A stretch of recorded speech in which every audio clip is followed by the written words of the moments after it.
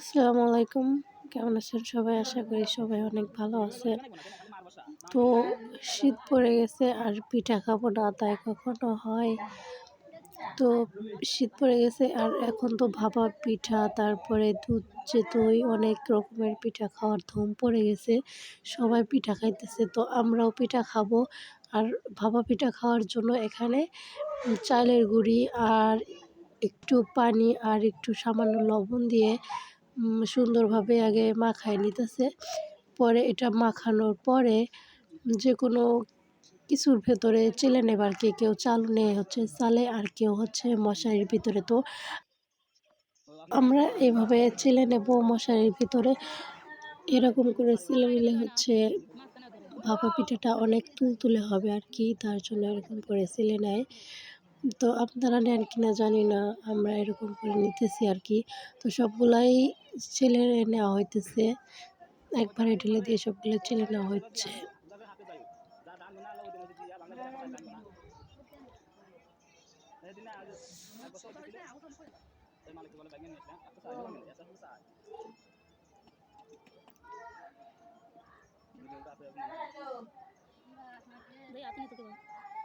এই তো দেখেন কত সুন্দর হয়েছে, অনেক নরম।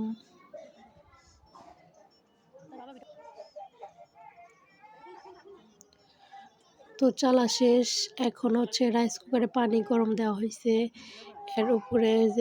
এর উপরে দেওয়া হবে এই যে এরকম করে মশারি দিয়ে, তার ভেতরে প্রথমে চালের গুঁড়ি দেওয়া হইতেছে। এরকম করে ছড়িয়ে দিয়ে তার উপরে চিনি দিতেছে, ভেতরে চিনি দিবে আর কি। এই তো চিনি দেওয়া শেষ। এবার আবার ওপর দিয়ে চালের গুঁড়ি দিতেছে, মানে কেকের মতো ধরতে গেলে ওরকম করেই বানাবে আর কি। ছড়ানো পিঠার মতো থাকবে আর কি।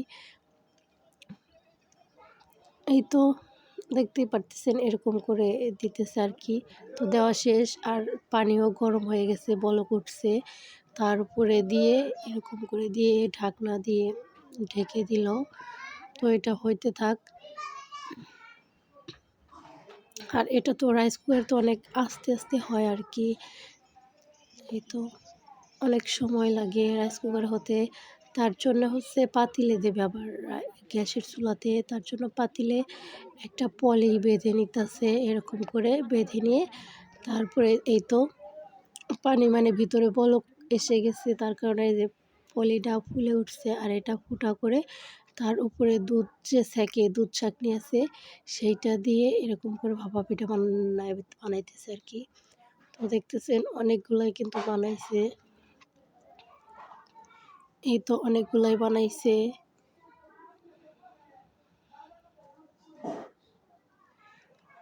এই তো পলি দিয়ে এরকম করে অনেকগুলাই বানাইছে। প্রথমে আর এই পাশে দেখতেই পারতেছেন, প্রথমে চালের গুঁড়ি দিছে, ভিতরে গুড় দিছে। গুড় দিয়ে উপরে আবার চালের গুঁড়ি দিয়ে পরে পাতিলের উপরে এরকম করে ধরতেছে। তো ধরার পরে এই তো হয়েই যাচ্ছে, অনেকগুলা বানানো হয়েছে। তো চলেন এবার আমি একটু খেয়ে দেখি কেমন হয়েছে, আর ভিতরে কেমন হয়েছে অবশ্যই আপনাদেরকে দেখাই। তো দেখতেই পারতেছেন অনেক নরম হয়েছে কিন্তু পিঠাটা, আর খেতেও কিন্তু সেই মজা হয়েছে আর কি।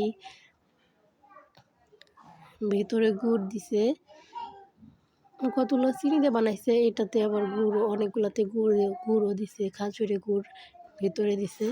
পরে উপরে আবার চালের গুঁড়ি দিয়ে এরকম করে বানাইছে। তো দেখতেই পারতেছেন দেখতেও অনেক সুন্দর দেখা যাইতেছে, লবণীয়, আর খাইতেও কিন্তু অনেক টেস্টি।